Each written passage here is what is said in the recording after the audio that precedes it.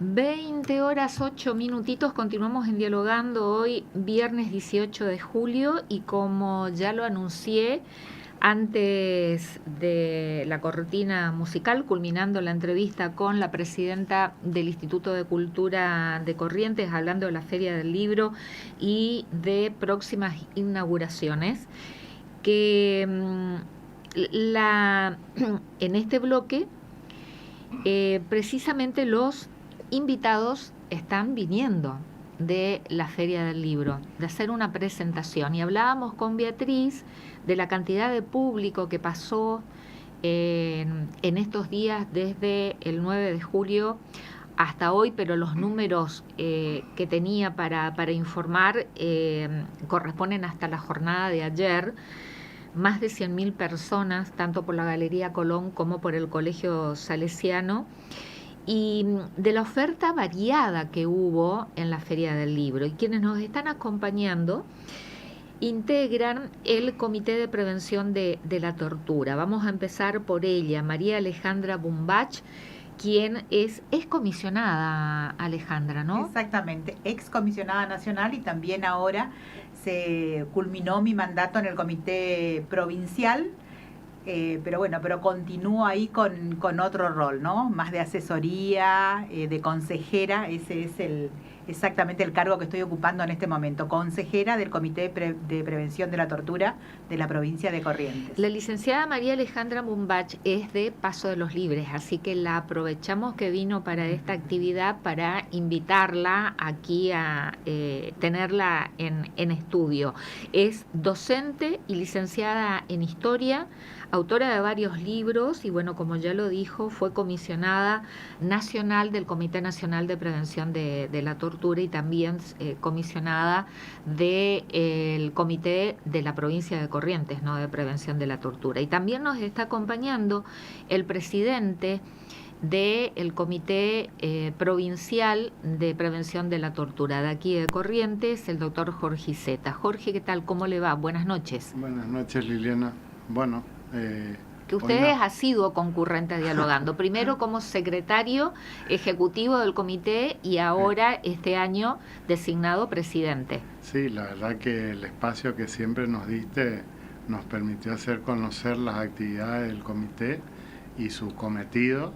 Y bueno, hoy nos convoca la presentación del informe anual 2024-2025, que corresponde esencialmente al mandato de la comisionada Bumbach, la comisionada Gladys Hanke, el expresidente el doctor Leguizamón y los demás miembros del comité, en el cual se releva todo lo monitoreado durante este año que pasó, y tuvimos la oportunidad o la idea de presentarlo en la Feria del Libro porque nos dábamos cuenta de que no teníamos la repercusión necesaria en las anteriores presentaciones, y la verdad que salimos muy conformes por la cantidad de gente que asistió a la presentación. ¿En el Colegio Salesiano fue? En el Colegio Salesiano, en el y recién, Salón Balbuena, a las 18. Es decir, que la materia de derechos humanos estuvo presente en la Feria del Libro. Exactamente. Porque de eso se trata, ¿no? Sí, la verdad que Alejandra hizo un raconto de estos 10 años interesante y de este último año en particular, relatando lo que está plasmado en el informe anual. Alejandra, siempre nosotros en la agenda de Dialogando sabemos que derechos humanos siempre está presente, ¿no? Y todas las actividades y todo lo que hace el Comité de Prevención de la Tortura en Corrientes siempre también lo estamos visibilizando y dando a conocer, y algunos casos en los que intervienen de lamentables consecuencias, pero como dice Mirta Legrand, la audiencia se renueva.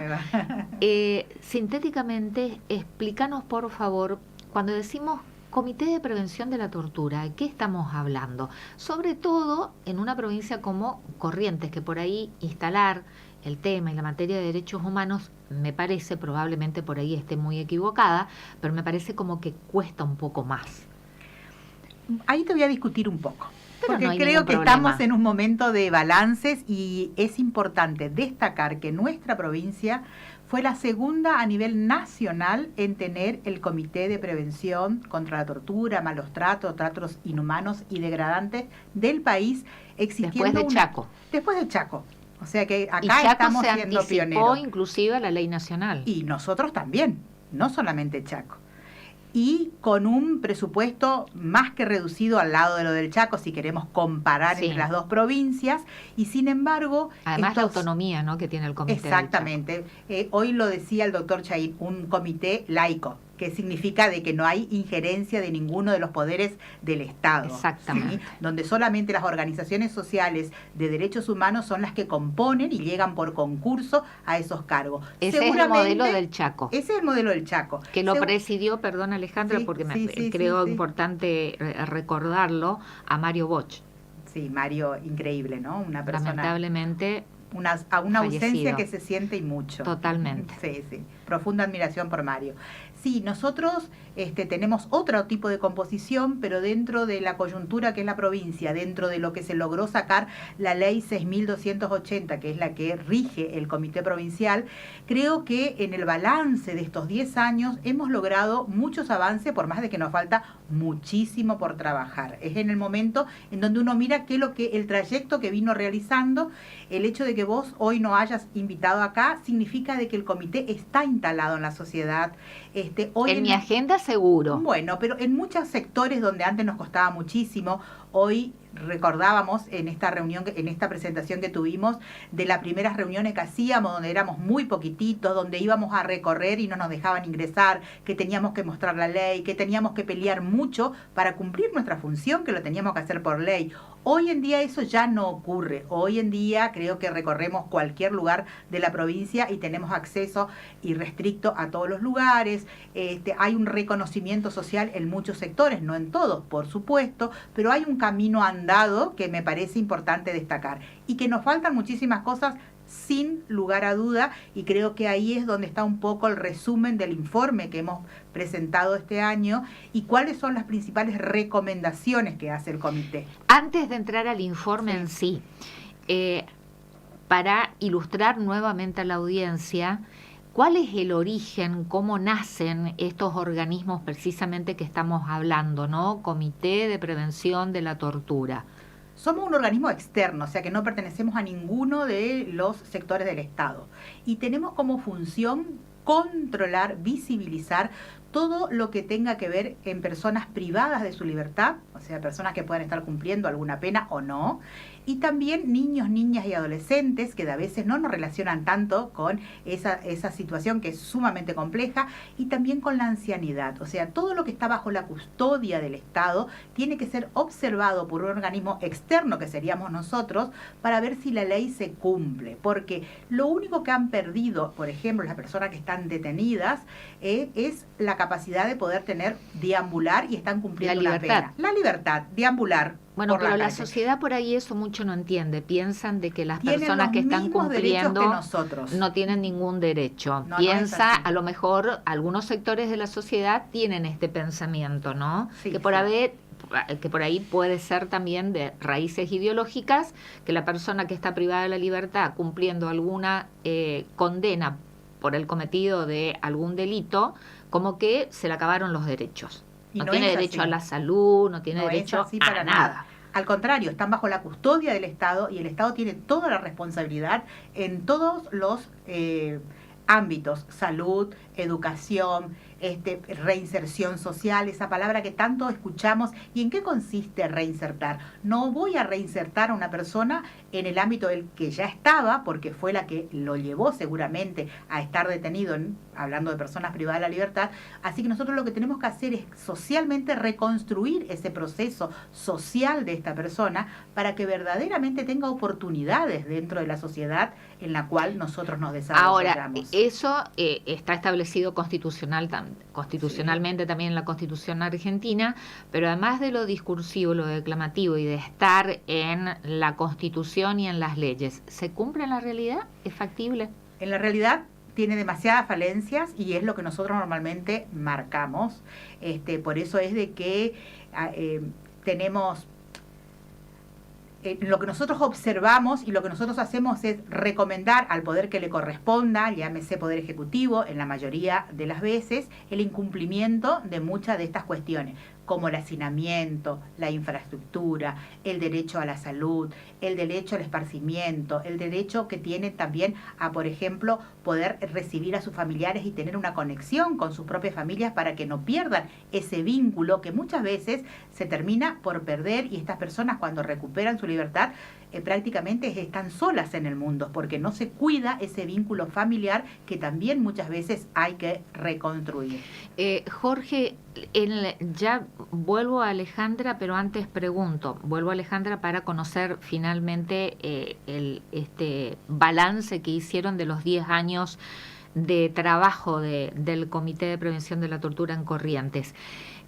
¿Cómo surgen estos organismos, no? Recién Alejandra nos explicaba que existen por una ley que los crea, pero ¿es ocurrencia de Corrientes nomás o del Chaco de crear estos organismos? No. Ahí voy dirigida puntualmente a ese aspecto, me parece importante subrayarlo. El origen de los mecanismos es convencional. La Argentina adhirió a la Convención Internacional de Prevención contra la Tortura y a su vez con posterioridad se fueron creando otros organismos dentro de Naciones Unidas y ellos impusieron la obligación de crear estos mecanismos locales, que en cada país ha tenido sus características particulares. En el nuestro, por ejemplo, siendo un país federal, se creó un sistema nacional a través de la ley nacional que implementa los mecanismos locales, que somos los que estamos en la trinchera en cada una de las provincias. Hoy creo que tenemos 15 mecanismos. Falta por hacer algunos mecanismos con las mismas falencias con las que comenzamos nosotros, con muy bajo presupuesto o nada de presupuesto, algunos sin la composición que les otorgó la ley por desaveniencia con los poderes constituidos que no quieren este tipo de control, algunos desarmados, y bueno, este es el objetivo justamente de controlar a los poderes del Estado, especialmente en las penas privativas de libertad, pero todas estas otras competencias donde hay gente que no puede salir por diversas circunstancias, los menores institucionalizados, los ancianos que por su condición no pueden estar en la sociedad. Entonces todas estas competencias corresponden, y los buenos tratos, ese es el objetivo esencial, garantizar el buen trato. La pena privativa de libertad no significa esa tortura a la que estaban acostumbrados en siglos anteriores, en la que estaba garantizada la tortura, inclusive para obtener una confesión. Una declaración. Bueno, eso se superó, se superó se del cambió. todo. ¿Se superó del todo? Procesalmente se radicó, eso está prohibido. En la ley, en la práctica. Pero no, a lo que voy es que eso se sustituyó por la pena privativa de libertad, sí, pero no el concepto de que la pena privativa de libertad trae aparejados los tormentos, torturas, por eso tratos. Se avanzó muchísimo, Alejandra, y esto ya viene como antecedente, como origen a nivel internacional en convenciones de derechos humanos, precisamente considerando que las personas privadas de libertad tienen derechos, ¿no? El único derecho del que carecen es la libertad ambulatoria. Pero esto surge de convenciones internacionales en que el Estado argentino es parte, suscribió y está obligado de generar estos mecanismos, organismos a nivel nacional y en las provincias. Estamos obligadas las provincias, los estados provinciales, por una ley nacional, ¿no? Por eso es que en Corrientes tenemos este Comité de Prevención de la Tortura de la provincia de Corrientes. No pregunté, ¿cómo está integrado en Corrientes? En Corrientes está integrado por 5 organismos de derechos humanos, o sea, 5 representantes que son seleccionados, que concursan, y después están 2 diputados, 2 senadores, uno y después por la oposición y por el oficialismo, también por el secretario de Derechos Humanos de la provincia, que va a representar al Ejecutivo dentro del comité, o que representa al Ejecutivo dentro del comité, y también por un miembro del Poder Judicial. Que en este caso es el doctor Chaín, que desde que se creó, que es un ministro, ¿no? Del Superior Tribunal de Justicia. Exactamente, que él está desde su creación y que tiene una gran labor, ¿no? Destaco la labor del doctor Chaín dentro del comité, por más de que sabemos que esa composición no es la ideal, no es la que nosotros quisiéramos. A lo mejor ahora, después de los 10 años, estamos en el momento de discutir esta ley, ¿sí? Pero que en su momento creo yo que nos sirvió para crecer y nos sirvió para tener hoy la posibilidad de decir queremos discutir la ley. Es decir, que está integrado entonces por representantes del Poder Ejecutivo, el Subsecretario de Derechos Humanos, el Legislativo, por legisladores con representación tanto de la mayoría como de la minoría, y en el Poder Judicial, en este caso, un miembro del Superior Tribunal de Justicia que es cabeza de poder, y por 5 representantes de organizaciones sociales y de derechos humanos de la provincia que son seleccionados.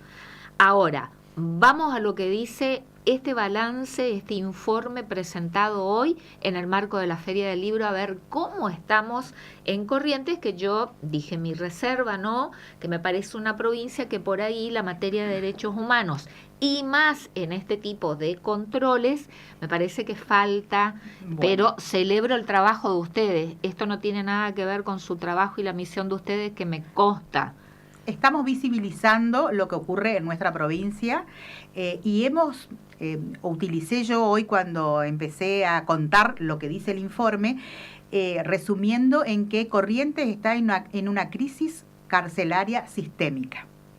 Eso lo voy a anotar, Alejandra. Bueno, crisis carcelaria sistémica, donde tenemos hallazgos críticos que nos parece que es a donde tenemos que asentar y trabajar en este 2025 en adelante, que uno de ellos es el hacinamiento extremo, ¿sí? Donde encontramos muchísimas más personas de las que verdaderamente tienen capacidad, en unidades penales, hablo de comisarías, y también personas que hemos encontrado como consecuencia de este hacinamiento, que duermen en el piso, que duermen sin colchones, en condiciones inhumanas.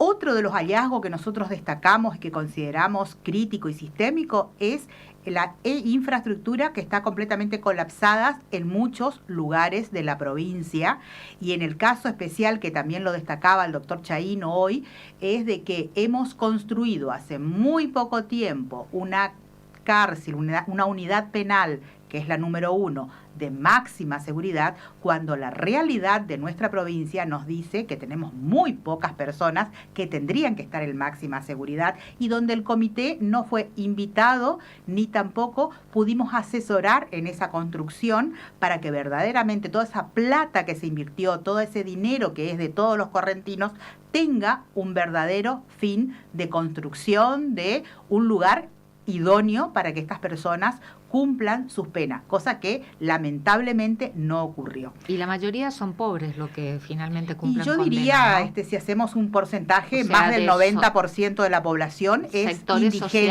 indigente, de miserias extremas, de analfabetismo, un sector importante. Por eso la educación es tan importante en ese lugar. Por eso cuando hablamos de infraestructura, hablamos de instalaciones eléctricas peligrosas, baños colapsados, filtraciones graves, ausencia de ventilaciones, bueno, entre otros. Y también una alimentación muy deficiente, ¿sí? Nosotros hemos hecho varios reclamos, varios informes, varios pedidos, varias recomendaciones, porque nos manejamos con recomendaciones, donde pedimos que la alimentación sea de calidad y nutritiva, porque cuando nosotros vemos también los pliegos donde las distintas empresas concursan para llevar la alimentación a los lugares privados de la libertad, los números que se manejan no son pequeños.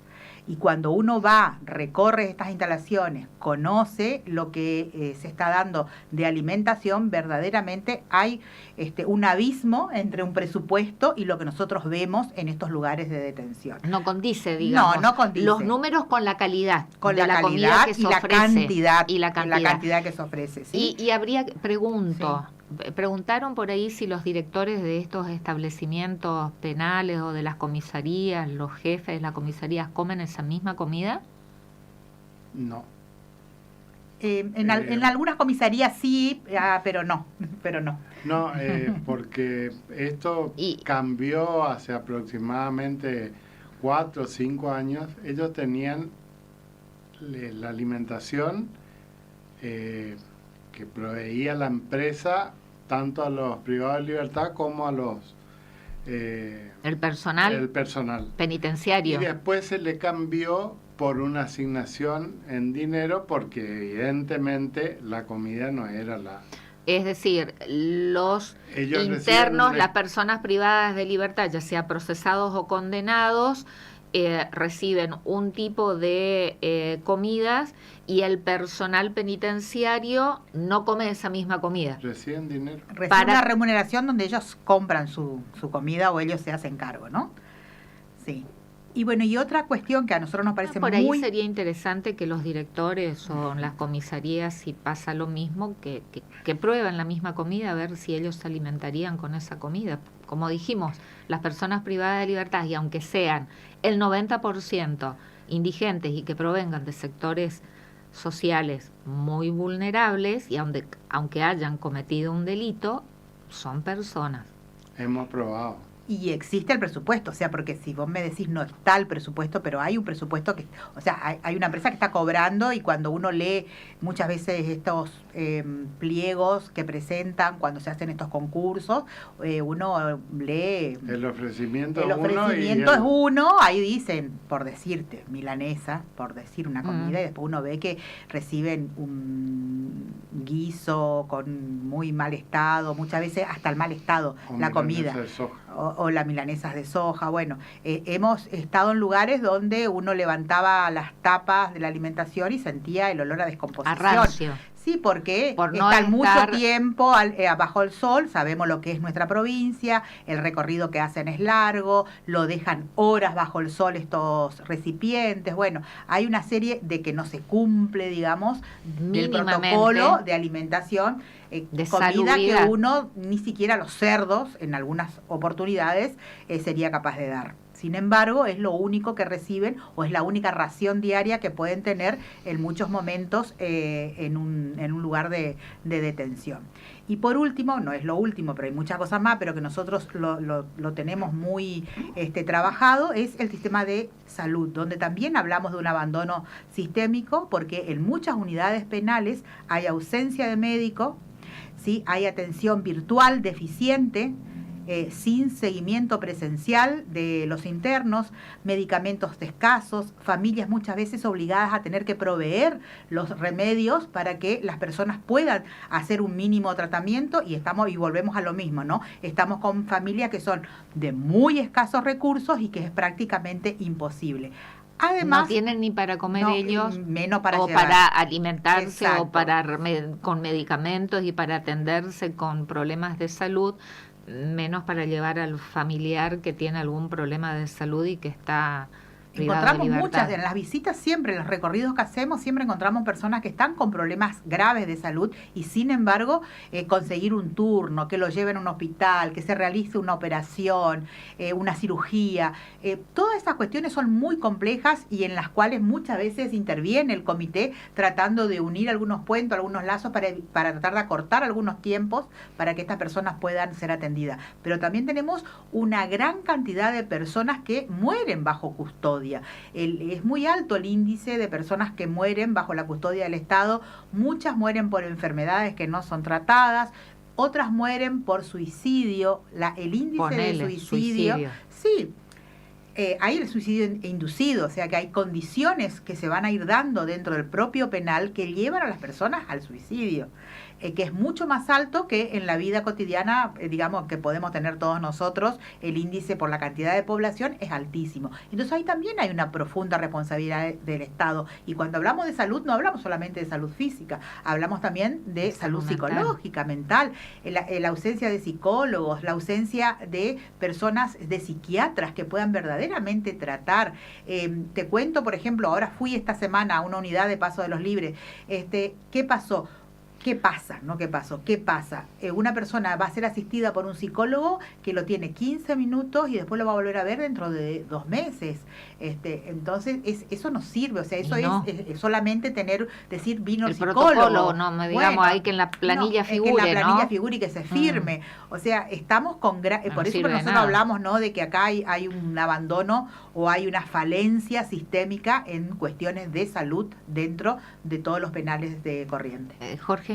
Un dato no menor es de que los suicidios que se han producido a lo largo de estos últimos años es gente que está muy próxima a salir. Es también llamativo, el ¿no? temor a cómo va a enfrentar el día que recuperen la libertad, porque no tienen los instrumentos. El penal no le ha dado los instrumentos para poder reinsertarse en la sociedad y poder salir a conseguir un trabajo, volver a una vida normal. Y muchos de los casos se da esta particularidad, faltándole 3 meses, 6 meses.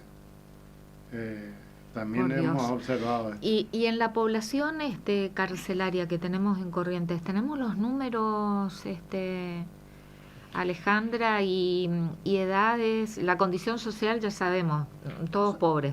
Todos pobres, la gran mayoría. Y sí. Nosotros en el informe hablamos de alrededor de 1.400 que hubo el año pasado. Ahora estamos alrededor de 1.000, 1.200. Sería más o menos la cantidad de personas privadas de la libertad.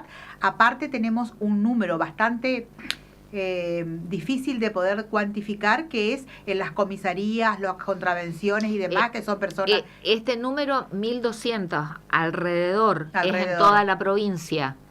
¿Y contemplados unidades penales y comisarías también, o solo unidades penales? No, solo unidades penales, porque la de comisaría es muy fluctuante, porque también tenemos el problema de las contravenciones. Ese también es otro temita, ¿no? Tema. Que hay que modificar. Exactamente. La ley. Sí, ¿Y las edades, Alejandra? Yo siempre digo, cuando vamos a los penales tenemos el sub 30, ¿sí?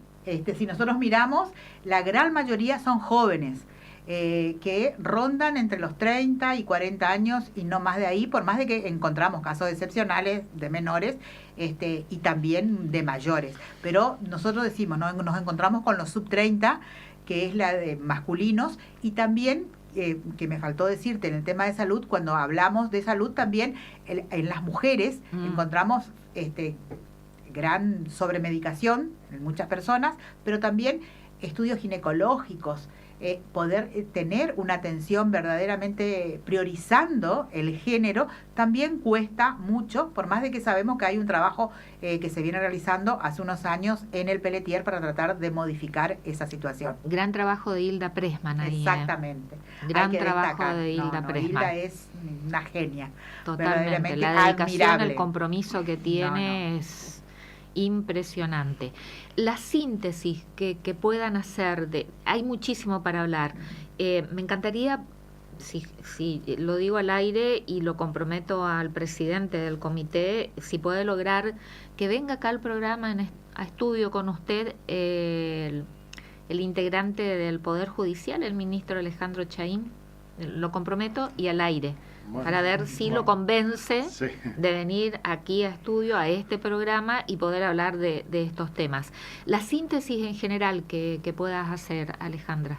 Que nosotros tenemos un diagnóstico y una radiografía exacta de lo que está sucediendo en toda la provincia, así sea comisarías, niños, niñas y adolescentes, bueno, todos los lugares que sea un contexto de encierro, y que estamos trabajando en forma muy comprometida, porque no es solamente saber lo que ocurre, sino ocuparnos para transformar esa realidad.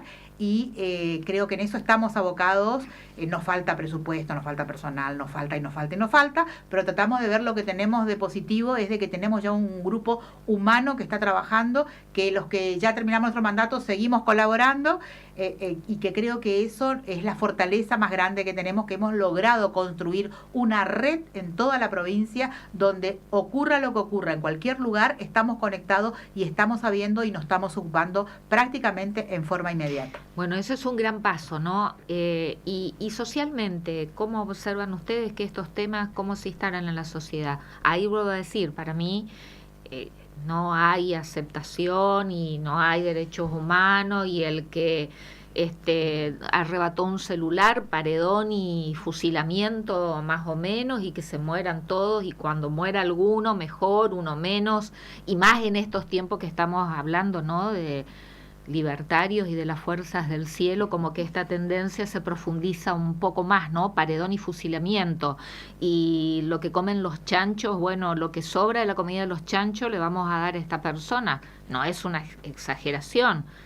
Hay porcentaje de la sociedad que piensa de esta manera, o estoy errada. No, sí. Bueno, ¿cómo ven estos temas y en la actualidad que vivimos y en tiempos libertarios? Nos cuesta, y creo que ese es uno de los desafíos que afrontamos ahora con esta nueva gestión, de hacer conocer la actividad del comité a través de las escuelas.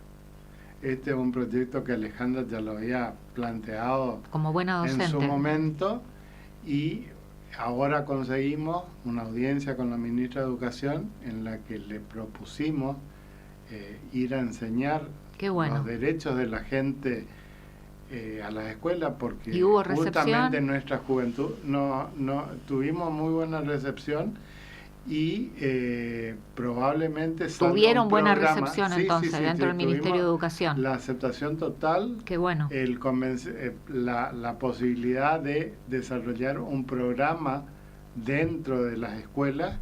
Acá vamos a contar seguramente con el asesoramiento de Alejandra. Qué bueno. Que tiene buena relación con la ministra. La verdad que me sorprendió la buena predisposición por parte de la ministra.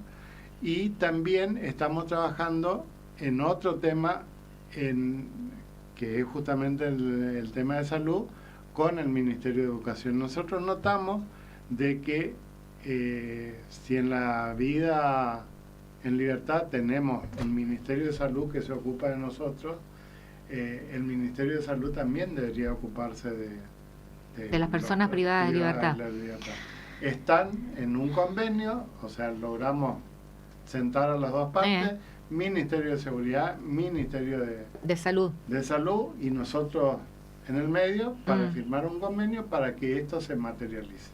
Bueno. De que las unidades penales puedan tener la misma atención. Equipos de salud. De salud, inclusive soñando un poco, hablamos de un CAPS dentro de la unidad penal número 1, un CAPS dentro de la número 6, en principio, pues son las de más procesado, pobladas, pero que esto pueda llevarse adelante.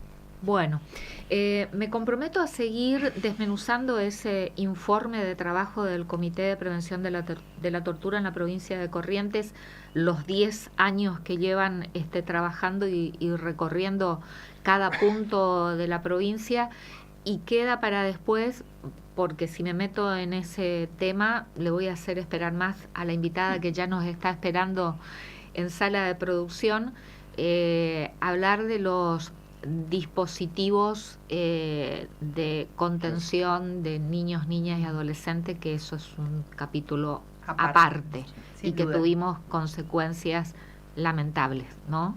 Una causa que se ha judicializado y que no es la única, lamentablemente. Alejandra Mumbach, muchísimas gracias. Bueno, gracias a vos.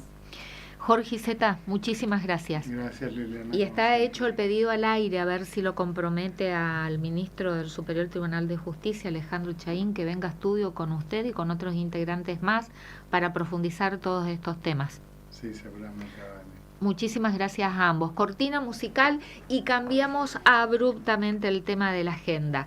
Vamos a hablar con una emprendedora que nos va a informar, a comentar y a mostrar los trabajos que hace realmente. Bueno, vamos a generar expectativas. Después de una cortina musical, la hacemos ingresar a estudio.